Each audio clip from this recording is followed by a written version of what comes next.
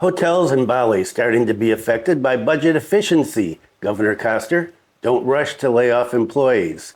Yes, the budget efficiency is from the center from Jakarta. And reduce traffic congestion in Bali. Ministry of Transportation to immediately realize use of water taxi. What happened to the flying taxis? Okay, stay tuned for details on these and other stories.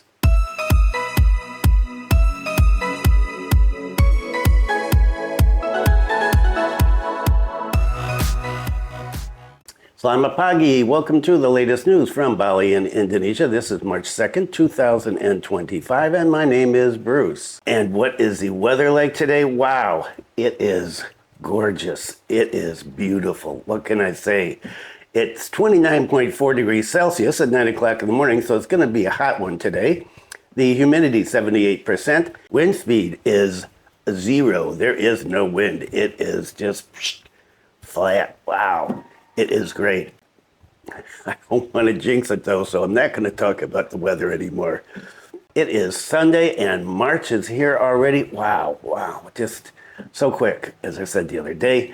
And let's get started. Hotels in Bali starting to be affected by budget efficiency. Governor Koster, don't rush to lay off employees. The budget efficiency policy for Ministries institutions from Indonesian President Prabowo Subianto is now starting to be felt by the hotel industry, especially in Bali, where hotel occupancy or occupancy rates and MICE implementation plans in Bali have been canceled. That's why the hotels are feeling the push. It is no wonder that hotel business players are starting to scream. And they will even lay off employees if there's no solution from the government. And so what is this all about? Well, the budget efficiency, that's the big cuts in the budget from President Prabowo, because he's looking for money to pay for some of his programs, and especially for the free nutritious meals program. And so one of the cuts has been on travel, business travel, and having meetings in hotels and things here in Bali. It was a very popular thing to do for government officials from all over Indonesia, and that has been cut out, and it is affecting hotels and car rentals and other things as well. Bali Governor Koster responded to this impact in a relaxed manner and even asked for people not to rush into laying off workers. Koster also said that when he was at the DPRRI budget agency, he did the same thing as he's doing now. That is, some budget cuts. He said, it happened before when I was there. We implemented efficiency in official travel. At that time, it was a business trip. We did that reduction. After a year, hotels and transportation protested. The number of passengers for car rental services has decreased so far, and hotel occupancy has decreased so far. He didn't explain exactly what he did before when he did these cuts. He said the president is currently implementing his policy of budget efficiency, and he said we're going to support it. Now, first. Later, after a certain time period, the president will definitely evaluate, because we're pressing here. And it turns out that in other places there are activities that are disrupted because air transportation has to operate, hotels have to operate, especially for domestic tourists. Foreign countries may not be affected by all this, but domestic ones are definitely affected. Employee business trips are reduced while non-civil servants may still travel. In my opinion, the impact on Bali is not too big. Meanwhile, Deputy Minister of Tourism, Nilu Puspa, will discuss this issue further with PHRI and IHGMA. She added that for the time being, we support what the president is doing regarding efficiency. Later, she said, the president will definitely evaluate it. So in the early stages, the goal of efficiency is good.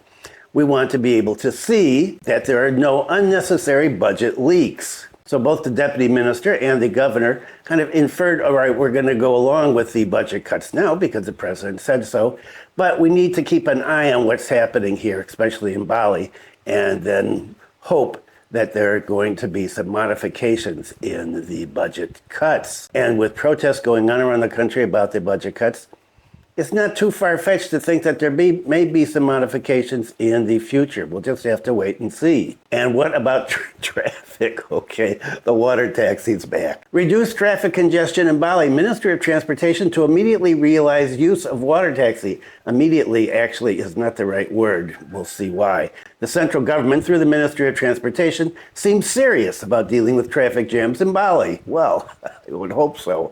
Quick steps that will be taken by the Ministry of Transportation are to operate sea transportation, namely water taxis. The Deputy Minister of Transportation will help with sea transportation because the traffic jam on land cannot be resolved quickly. So later there will be a way to get to Nusa Dua, say, from Nuwara Rai using water taxi. And the governor said, this is a good idea, Mr. Minister. Deputy Minister of Transportation, Suntana, said that according to the direction of the Minister of Transportation, we've already discussed this plan, right? And I've talked about this before, where the Minister of Transportation plans to reduce congestion from Nuwara Rai Airport to Seminyak, Uluwatu, and others. We will try to use the sea route. That is, later there will be a water taxi, God willing. Please pray for the blessing and the minister's wishes, if possible starting in December of this year. That's not exactly immediately, so that the public has another choice. They can take a car or a water taxi from the airport, said the Deputy Minister of Transportation. When asked about the number of water taxi units, he said that they're going to have to look at the situation. He said they tried the other day to use a jukung, and that took 35 to 40 minutes. He said, but if we use another type of ship that we're considering, it will take maybe 25 to 30 minutes at the most to go from the airport to Uluwatu. Whether there will be ship procurement or not, we'll review it and discuss it further, he said. Maybe a study is in line. A week earlier, Polindo Regional 3 Benoa Port Branch initiated the concept for empowering coastal communities, especially fishermen in Benoa Port. The Bali Marine Water Taxi Program aims to create a quality and sustainable tourism ecosystem, as well as encourage an increase in shared added value, CSV, through the creation of new jobs for the community in the tourism sector. This program was inaugurated on Friday, February 21st, marked by ribbon cutting and water taxi trial for invited guests. With the Bali Marine Water Taxi Program, it's hoped that it will shorten the travel distance and experience for tourists who want to visit Tanjung Benoa, Serangan, and Padungan. In addition, it aims to increase tourism potential and is able to provide a sustainable positive impact on the community, tourism business actors, including fishermen, tour guides, and local MSME owners.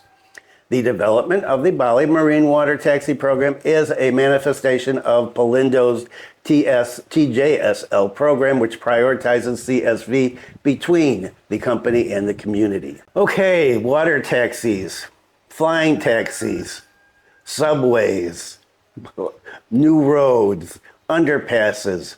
Will something ever happen to the traffic here that make it better? I don't know. The water taxi thing. So they want to start it immediately at one point, the article said, and then they're talking about December. So it's a good time to start it during the rainy season when you're going to have rough seas. And I would want to be in a water taxi during the rough seas, especially if you have folks in there who, well, get seasick easily. Black. Okay, but we'll have to see where this goes. And as somebody commented the other day, maybe this will get going around the time of the start of the North Bali International Airport. And here's an example of a local community taking the initiative to get some things fixed. Protesting damaged roads, residents plant banana trees in middle of the road. By the way, I was told once that they're not trees actually, but plants. Residents of Sulanyah Village in the Seririt District in Buleleng protested the damaged roads on the Singaraja-Gilimanuk road in their village area this past Friday, 2 days ago. The protest was carried out by planting banana trees on the potholed road. You see the image. The action was apparently immediately responded to by the government by patching the damaged road. Of course, if it goes viral, it will. The damage to this national road has long been complained about by residents. In addition to being bumpy, there are many gaping holes in the middle of the road. This condition is dangerous for motorists passing by if they fall into the holes. Yeah. It was even said that the damaged road section has often claimed victims who've fallen. To protest the damage, a resident planted a tree right in the middle of the road in this large hole. He said, we deliberately planted bananas to avoid accidents. Sometimes accidents occurred and even involved death. He said, last night another motorcyclist fell. He didn't give his name for this story. He admitted that he'd often reminded stakeholders but had not received the appropriate response. According to him, the road seems to be left to deteriorate further. We hope that the village head, sub-district head, and other government figures will not ignore and immediately pay attention to the condition of this road, he hoped. The road damage received a response from member of Commission 1 of the Bali Provincial DPRD, Gede Harja Astawa. He often passes on this road and admitted that he was concerned. According to him, the condition of the road has been damaged for a long time, as if it's been neglected. He said the roads claim many victims, and the executive seems to have no heart. Also, at the location of one of the damaged parts of the road, there's minimal lighting, so at night, the road atmosphere will be very dark and dangerous for drivers, and it has. I've been on that section of the road. It does get dark at night. Harja said that the main highway in the north coast of Bali is also the authority of the Bali provincial government. As a member of the council, he said, I have a moral responsibility for this condition. Therefore, I hope that the condition of this road will be handled immediately so that there are no more victims. The protest of the damaged road carried out by residents planting trees was responded to quickly by the police and local government. After the action, a number of members of the Buleleng Police Traffic Unit came to the location of the damaged road. They marked the potholes with white paint so the drivers would pay more attention. The banana tree is probably more visible. Shortly after, officers from the National Road Work Unit immediately carried out temporary repairs on the damaged road. Several points of the damaged road were passed using asphalt. The response was carried out after coordination with Public Works and Spatial Planning Utility, PUTR, of Buleleng Regency. And we see more and more stories like this where residents just go out and they either fix it by themselves or they make a commotion. They do a video, it goes on whatever social media platform they're using. The government sees it and then finally does something about it. Okay, and let's finish this up with, well, tourism coming in by water. New history. World largest cruise ship Anthem of the Seas docks at Benoa Harbor brings over 4,000 passengers. A week earlier, 3 cruise ships carrying thousands of passengers docked at Benoa Harbor in Denpasar. And this time, a new history was created. Yes, the world's largest cruise ship, is it? Anthem of the Seas docked at Benoa Harbor. And how is this new history? Because this is the largest ship to dock at a port in Indonesia. The jumbo ship, Anthem of the Seas itself, which belongs to the Royal Caribbean Cruise Lines, successfully docked on this past Friday. The process of docking this giant ship involved pilotage and towing services via 2 tugboats owned by Polindo. Polindo's strategy director said that the process of docking the ship with an overall length of 347 meters and can carry 4,279 passengers and 1,550 crew went smoothly.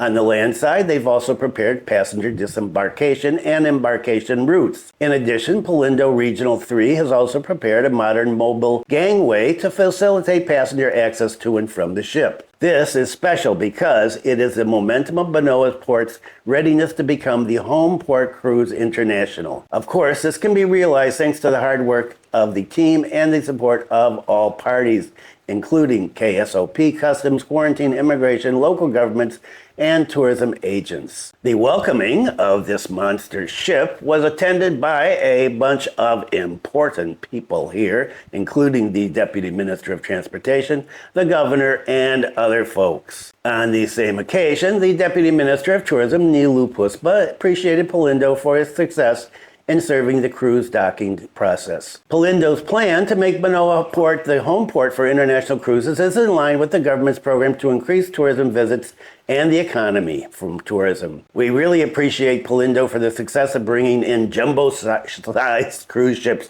with more than 5,000 passengers. This will have a big impact on the economy, especially here in Bali, said the Deputy Minister. High appreciation was also expressed by Tony Christian, captain of the Anthem of the Seas. He said this to Benoa Port for the warm welcome and the excellent facilities and services during the first docking of the Anthem of the Seas cruise ship. We are very impressed with this extraordinary welcome.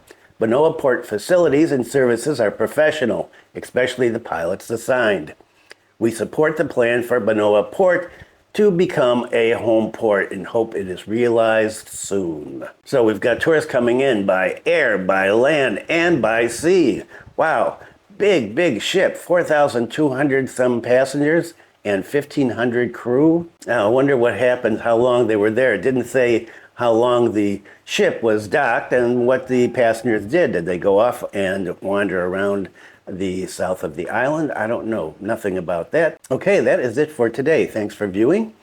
Be kind to someone today. Take care, and I will see you next time.